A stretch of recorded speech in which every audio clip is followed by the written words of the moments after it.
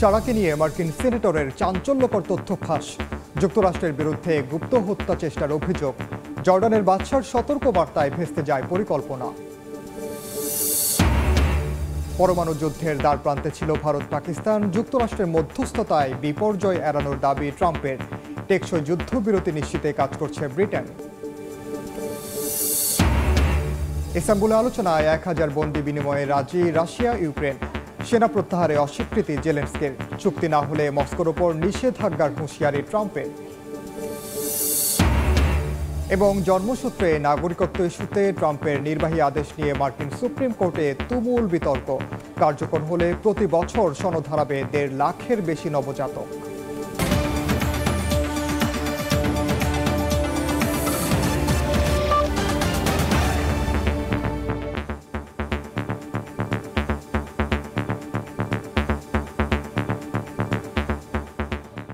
আন্তর্জাতিক সময়ের সঙ্গে আছি আমি ওমর ইনান। অবরুদ্ধ গাজা উপত্যকায় ইসরায়েলি আগ্রাসনে একদিনে আরও 115 জন নিহত হয়েছেন। উত্তরাঞ্চল ছেড়ে যাচ্ছেন বাসিন্দারা। এদিকে ইয়েমেনে হাউথি নিয়ন্ত্রিত বন্দরগুলোতেও বিমান হামলা চালিয়েছে তেল আবিব। এতে 1 জন নিহত ও 9 জন আহত হয়েছেন। ইসরায়েলি প্রধানমন্ত্রী বলেছেন, এই হামলা কেবল শুরু। গাজা জুড়ে এখনও অব্যাহত রয়েছে ইসরায়েলি আগ্রাসন। বোমা হামলা থেকে শুরু করে স্থলাভিযান কিছুই বাকি রাখছে না নেতানিয়াহুর সেনারা। শুক্রবার ইসরায়েলি সেনাবাহিনী জানিয়েছে তারা গাজায় 150টিরও বেশি লক্ষ্যবস্তুতে হামলা চালিয়েছে, যার মধ্যে রয়েছে সন্ত্রাসী ঘাঁটি, অস্ত্রাগার ও সামরিক অবকাঠামো। গাজায় ইসরায়েলি বিমান হামলায় একদিনে নিহতের সংখ্যা দাঁড়িয়েছে 1 শতাধিক, যাদের বেশিরভাগই নারী ও শিশু। চলমান এই হামলার শঙ্কায় গাজার উত্তরাঞ্চল থেকে সরে যেতে বাধ্য হচ্ছেন বাসিন্দারা। এই হামলার দায় স্বীকার করে ইসরায়েলি প্রধানমন্ত্রী বিনিয়ামিন নেতানিয়াহু বলেন, তাদের পাইলটরা আবারও 2টি হাউথি সন্ত্রাসী ঘাঁটিতে সফলভাবে হামলা চালিয়েছে। তার দাবি, এই হামলা কেবলই শুরু। হাউথিরা আক্রমণ অব্যাহত রাখলে এমন আরও অনেক হামলা আসবে বলে জানান তিনি। ইসরায়েলি প্রতিরক্ষা মন্ত্রী ইসরায়েল কাৎজো একই মন্তব্য করেন। তিনি বলেন, হাউথিরা যদি ইসরায়েলে হামলা চালায় তবে তার যথাযথ জবাব দেওয়া হবে। এমনকি তাদের নেতা আব্দুল মালিক আল হাউথির ওপর হামলা চালানোরও হুঁশিয়ারি দেন তিনি। সাদিয়া তাসনিম, সময় সংবাদ। সিরিয়ার প্রেসিডেন্ট আহমেদ আল শারাকে গুপ্ত হত্যার পরিকল্পনা করেছিল যুক্তরাষ্ট্র। মার্কিন সিনেটের শুনানিতে এমন চাঞ্চল্যকর তথ্য ফাঁস করলেন জিন শাহিন নামের এক সিনেটর।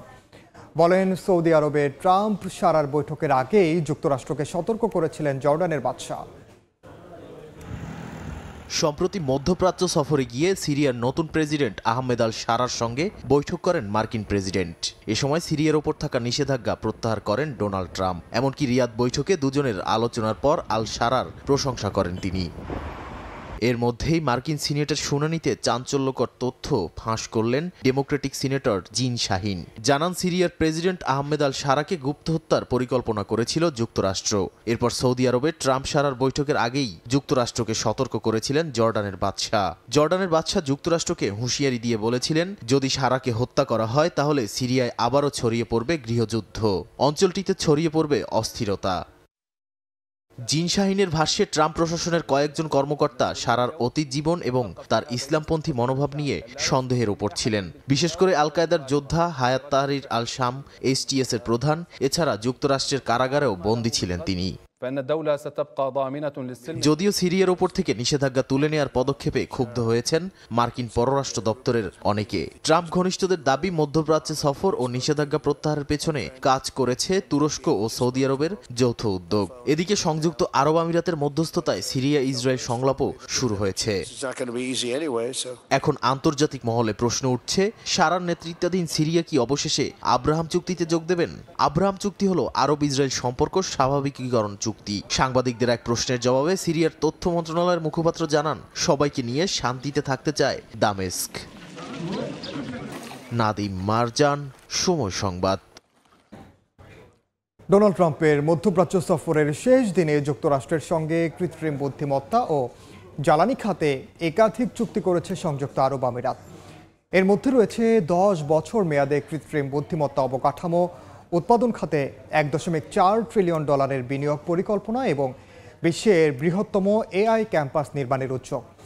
এছাড়াও এদিন সিরিয়ার উপর থেকে মার্কিন নিষেধাজ্ঞা প্রত্যাহারেরও ঘোষণা দেন ট্রাম্প।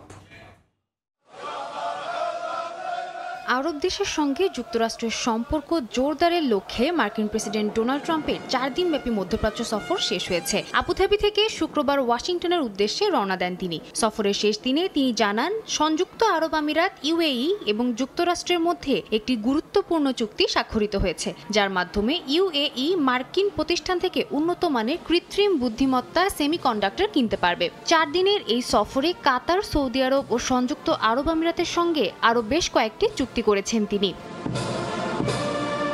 আবুধাবিতে প্রেসিডেন্ট ট্রাম্পের উপস্থিতিতে যুক্তরাষ্ট্র ও সংযুক্ত আরব আমিরাতের মধ্যে একাধিক চুক্তি সই হয়। এর মধ্যে উল্লেখযোগ্য হল, আমিরাতের পক্ষ থেকে যুক্তরাষ্ট্রে 2035 সালের মধ্যে $440 বিলিয়ন জ্বালানি খাতে বিনিয়োগের প্রতিশ্রুতি। এছাড়া আমিরাতের রাজধানী আবুধাবিতে 10 বর্গমাইল জুড়ে বিশ্বের বৃহত্তম কৃত্রিম বুদ্ধিমত্তা ক্যাম্পাস নির্মাণের ঘোষণা দেওয়া হয়। এই প্রকল্পের আওতায় বছরে 5 লাখ NVIDIA H100 চিপ আমদানি করবে আমিরাত। এই চিপগুলো পরিচালনা করবে যুক্তরাষ্ট্রের কোম্পানিগুলো। এছাড়া আবুধাবিতে 5 গিগাওয়াট ক্ষমতা সম্পন্ন কৃত্রিম বুদ্ধিমত্তা কেন্দ্র নির্মাণের পরিকল্পনাও হয়েছে, যা বিশ্বের বৃহত্তম AI ডেটা সেন্টার হবে। এই প্রকল্পে ওপেন AI, এনভিডিয়া, অ্যামাজন ও মাইক্রোসফটের মতো মার্কিন প্রযুক্তি কোম্পানিগুলোর অংশগ্রহণ থাকবে। সংযুক্ত আরব আমিরাতের সঙ্গে যুক্তরাষ্ট্রের $1.4 বিলিয়ন অস্ত্র বিক্রির চুক্তিও হয়েছে। সফরকালে সিরিয়ার ওপর থেকে মার্কিন নিষেধাজ্ঞা প্রত্যাহারের ঘোষণা দেন ট্রাম্প। এর ফলে সিরিয়ার টার্টাস বন্দরের উন্নয়নে $800 মিলিয়ন চুক্তি সই হয় দুবাই ভিত্তিক ডিপি ওয়ার্ল্ডের সঙ্গে। এই চুক্তিগুলো সংযুক্ত আরব আমিরাতের জন্য কৃত্রিম বুদ্ধিমত্তা ও প্রযুক্তি খাতে বৈশ্বিক নেতৃত্বের পথে একটি বড় পদক্ষেপ হিসেবে দেখা হচ্ছে। তবে বিশ্লেষকদের অনেকেই এই চুক্তিগুলোর মাধ্যমে চীনের সঙ্গে প্রযুক্তি খাতে দ্বন্দ্বের আশঙ্কা করছেন। সাদিয়া তাসনিম, সময় সংবাদ। আন্তর্জাতিক সময় আরও থাকছে। মার্কিন পণ্য আমদানিতে শুল্ক প্রত্যাহার নিয়ে ওয়াশিংটনের দাবি প্রত্যাখ্যান নয়াদিল্লির। এখনও চলছে আলোচনা, বললেন ভারতের পররাষ্ট্রমন্ত্রী। পাল্টাপাল্টি হামলার জেরে ভারত পাকিস্তান পরমাণু যুদ্ধের দ্বারপ্রান্তে পৌঁছে গিয়েছিল বলে দাবি করেছেন মার্কিন প্রেসিডেন্ট। দুদেশের সংঘাত থামানো নিজের সবচেয়ে বড় কৃতিত্ব বলেও দাবি করেন তিনি। এদিকে দিল্লি ইসলামাবাদের মধ্যে টেকসই যুদ্ধবিরতি নিশ্চিতে ব্রিটেন, যুক্তরাষ্ট্র ও পাকিস্তানের সঙ্গে কাজ করছে বলে জানিয়েছেন ব্রিটিশ পররাষ্ট্রমন্ত্রী। অন্যদিকে ভারতকে আবারও আলোচনার টেবিলে বসার আহ্বান জানিয়েছেন পাকিস্তানের প্রধানমন্ত্রী শাহবাজ শরীফ। ভারত পাকিস্তান পাল্টাপাল্টি হামলা থেমেছে গেল 10ই মে, এখনও থমথমে সীমান্ত। দুপক্ষের সেনারা বুলেট ছোড়া বন্ধ করলেও আতঙ্ক কাটছে না দুই দেশের সীমান্তবর্তী মানুষের। আবারও হামলা শুরু হওয়ার আশঙ্কায় নিজেদের নিরাপত্তা নিশ্চিতে জম্মু কাশ্মীরের বাসিন্দারা বানাচ্ছেন বাংকার। পাকিস্তান ভারত পাল্টাপাল্টি হামলা কেবল সাধারণ ক্ষেপণাস্ত্র হামলা কিংবা সীমান্তে গোলাগুলিতে সীমাবদ্ধ ছিল না। অনেকেই আশঙ্কা করেছিলেন দুই প্রতিবেশী জড়াতে পারে পরমাণু যুদ্ধে। এবার মার্কিন প্রেসিডেন্ট দাবি করলেন, পাল্টাপাল্টি হামলার জেরে ভারত পাকিস্তান পরমাণু যুদ্ধের দ্বারপ্রান্তে পৌঁছে গিয়েছিল। ফক্স নিউজকে দেয়া সাক্ষাৎকারে ট্রাম্প বলেন, যুক্তরাষ্ট্রের মধ্যস্থতায় দুই পক্ষ হামলা বন্ধে সম্মত হয়। দুই দেশের সংঘাত থামানোকে নিজের সবচেয়ে বড় কৃতিত্ব বলেও দাবি করেন মার্কিন প্রেসিডেন্ট। এদিকে দিল্লি ইসলামাবাদের মধ্যে টেকসই যুদ্ধবিরতি নিশ্চিতে যুক্তরাষ্ট্র ও পাকিস্তানের সঙ্গে কাজ করছে ব্রিটেন। গণমাধ্যমে দেয়া সাক্ষাৎকারে বিষয়টি নিশ্চিত করেন ব্রিটিশ পররাষ্ট্রমন্ত্রী ডেভিড ল্যামি। এরই মধ্যে তিনি ভারত পাকিস্তানের সঙ্গে এ বিষয়ে আলোচনা করেছেন বলেও জানান। এর মধ্যেই ভারতকে আবারও আলোচনার টেবিলে বসার আহ্বান জানিয়েছেন পাকিস্তানের প্রধানমন্ত্রী শাহবাজ শরীফ। শুক্রবার ইসলামাবাদে পাকিস্তান সামরিক বাহিনীর ধন্যবাদ জ্ঞাপন দিবসে এই আহ্বান জানান তিনি।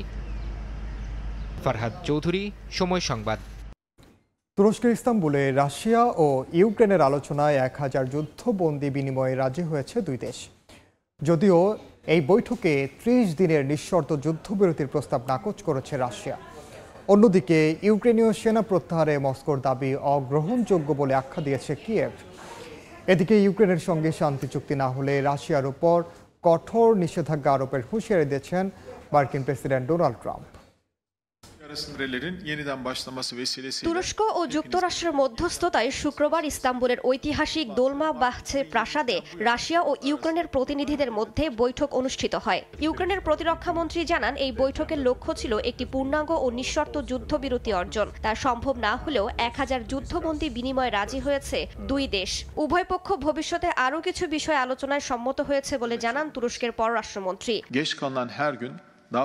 ইউক্রেন 30 দিনের নিঃশর্ত যুদ্ধবিরতির প্রস্তাব দিলে তা নাকচ করে দেয় রাশিয়া। উল্টো দোনেস্ক, লুহান্স্ক, খেরসন ও জাপোরিঝিয়া অঞ্চল থেকে ইউক্রেনীয় সেনা প্রত্যাহারের দাবি জানায় মস্কো, যেটি অগ্রহণযোগ্য বলে আখ্যা দিয়েছে কিয়েভ। ইউক্রেনের প্রতিরক্ষা মন্ত্রী জানান, কিয়েভের পরবর্তী লক্ষ্য হচ্ছে প্রেসিডেন্ট জেলেনস্কি ও প্রেসিডেন্ট পুতিনের সরাসরি বৈঠক আয়োজন করা। রাশিয়ার প্রতিনিধি ভ্লাদিমির মেদেনিস্কি বলেন, তারা এই প্রস্তাবকে গুরুত্ব সহকারে বিবেচনা করছে এবং ভবিষ্যতে আলোচনার জন্য উভয় পক্ষ একটি সম্ভাব্য যুদ্ধবিরতির রূপরেখা উপস্থাপন করবে। আর জেলেনস্কি বলেন, 30 দিনের নিঃশর্ত যুদ্ধবিরতির প্রস্তাব নাকচ করে পুতিন প্রমাণ করেছেন শান্তি আলোচনায় আন্তরিক নন। এই অবস্থায় যুদ্ধবিরতি না হলে আরো কঠোর আন্তর্জাতিক নিষেধাজ্ঞার আহ্বান জানান তিনি। এদিকে ইউক্রেনের সঙ্গে শান্তি চুক্তি না হলে রাশিয়ার উপর কঠোর নিষেধাজ্ঞা আরোপের হুঁশিয়ারি দিয়েছেন মার্কিন প্রেসিডেন্ট ডোনাল্ড ট্রাম্প। ফক্স নিউজকে দেয়া সাক্ষাৎকারে তিনি বলেন, রাশিয়া যদি শান্তি চুক্তিতে না পৌঁছায় তাহলে মস্কোর ওপর ওয়াশিংটনের নিষেধাজ্ঞা হবে ধ্বংসাত্মক। তিনি চাপ প্রয়োগ করলে কেউ পালাতে পারবে না বলেও হুঁশিয়ারি উচ্চারণ করেন ট্রাম্প। তার দাবি, পুতিনের সঙ্গে সরাসরি বৈঠক না হলে পরিস্থিতির কোনো অগ্রগতি হবে না এবং তিনি শিগগিরই পুতিনের সঙ্গে বৈঠক করতে চান। রাশিয়ার উপর নিষেধাজ্ঞা আরোপ করা হবে। এই মুহূর্তে অর্থনৈতিক দিক থেকে রাশিয়া কঠিন সময় পার করছে। তেলের দাম নিম্নমুখী। এর আগে রুশ প্রেসিডেন্ট ভ্লাদিমির পুতিন বলেন, রাশিয়া কখনো আলোচনার বিরোধিতা করেনি এবং 2022 সালের ইস্তাম্বুল চুক্তির ভিত্তিতে যে কোনো সময় আলোচনা করতে প্রস্তুত তারা। রাইসা জান্নাত, সময় সংবাদ। আন্তর্জাতিক সময় আরও থাকছে। সাহিত্যিক সালমান রুশদির ওপর হামলায় জড়িত মার্কিন নাগরিক হাদি মাতারের 25 বছরের কারাদণ্ড। হিজবুল্লাহকে সমর্থনের প্রমাণ মিললে সাজা হতে পারে যাবজ্জীবন। জন্মসূত্রে নাগরিকত্ব প্রশ্নে ট্রাম্পের নির্বাহী আদেশ নিয়ে যুক্তরাষ্ট্রের সুপ্রিম কোর্টে শুরু হয়েছে তুমুল বিতর্ক। আদেশটি কার্যকর হলে প্রতি বছর নাগরিকত্ব হারাবে 1.5 লাখের বেশি নবজাতক। সংবিধান ও আদালতের আগের রায়ের সঙ্গে সাংঘর্ষিক হওয়ায় আদেশটির বৈধতা নিয়ে প্রশ্ন তুলেছেন লিবারেল বিচারকরা।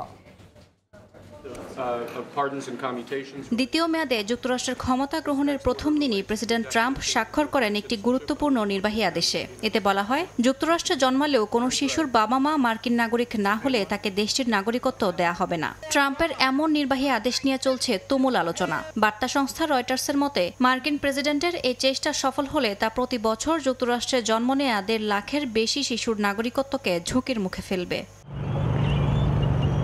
মার্কিন সুপ্রিম কোর্ট বলছেন, ট্রাম্পের এই সিদ্ধান্ত যুক্তরাষ্ট্রের সংবিধানের 14তম সংশোধনীকে চ্যালেঞ্জ করছে। 1868 সালে দাসপ্রথা পরবর্তী পরিস্থিতিতে গৃহীত এই সংশোধনী অনুযায়ী মার্কিন মাটিতে জন্ম নেওয়া প্রত্যেকেই নাগরিক। এর বিরোধিতায় সুপ্রিম কোর্টের শুনানিতে অংশ নেন 22টি অঙ্গরাজ্যের ডেমোক্র্যাট অ্যাটর্নি জেনারেলরা। ছিলেন অভিবাসন অধিকারকর্মী ও অন্তঃসত্ত্বা অভিবাসীরাও।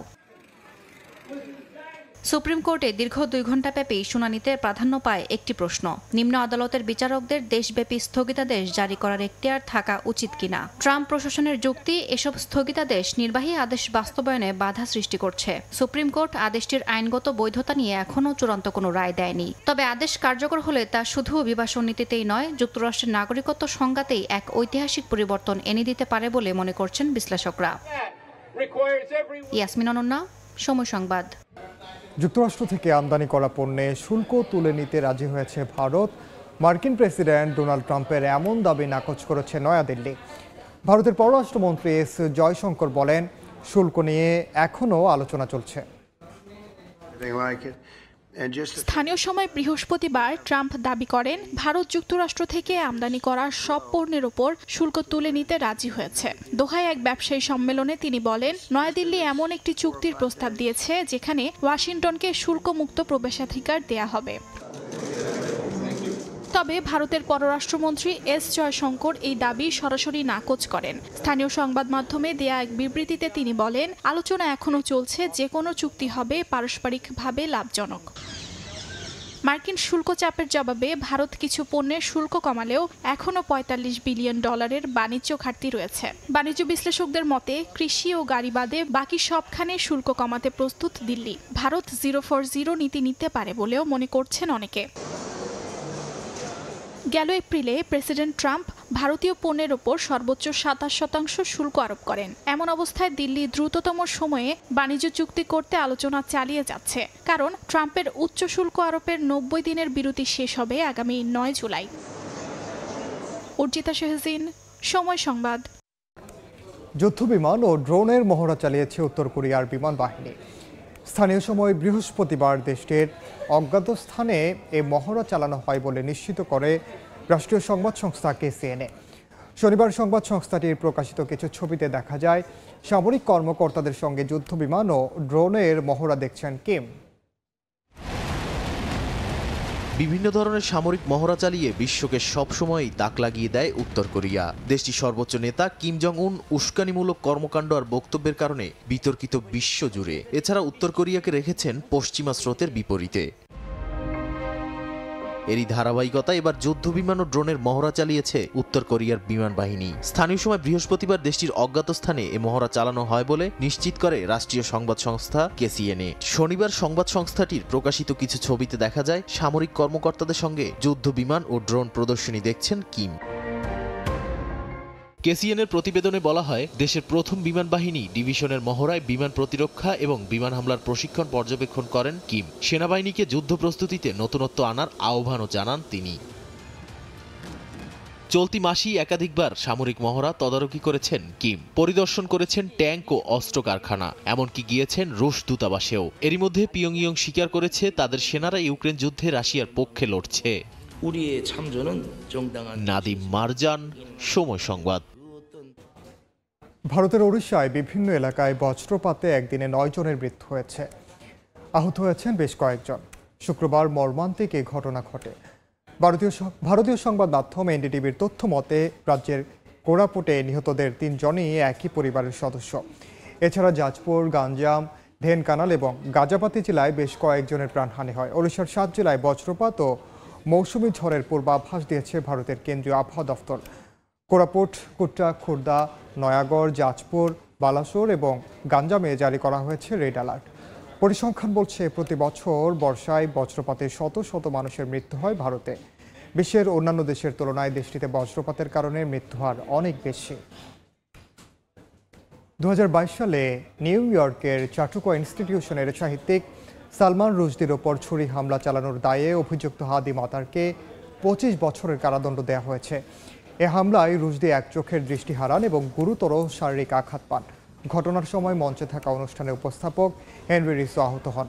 মাতারকে রুশদির ওপর হামলার জন্য দোষী সাব্যস্ত করা হয়েছে। একই সঙ্গে রিসকে আঘাত করার দায়ে 7 বছরের কারাদণ্ড দেওয়া হয়েছে। মাতার বর্তমানে ফেডারেল সন্ত্রাসবাদ সম্পর্কিত মামলার মুখোমুখি, যেখানে তার বিরুদ্ধে হিজবুল্লাহকে সমর্থন দেওয়ার অভিযোগ আনা হয়েছে।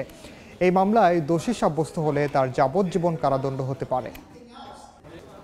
আন্তর্জাতিক সময়ের শীর্ষ সংবাদ জানিয়ে দিচ্ছে আরেকবার।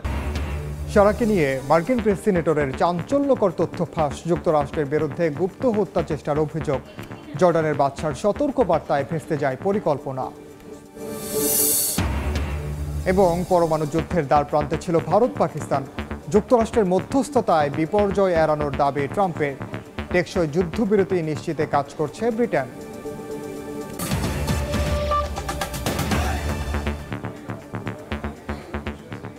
এই ছিল আন্তর্জাতিক সময়ে। সঙ্গে থাকুন সময়ে।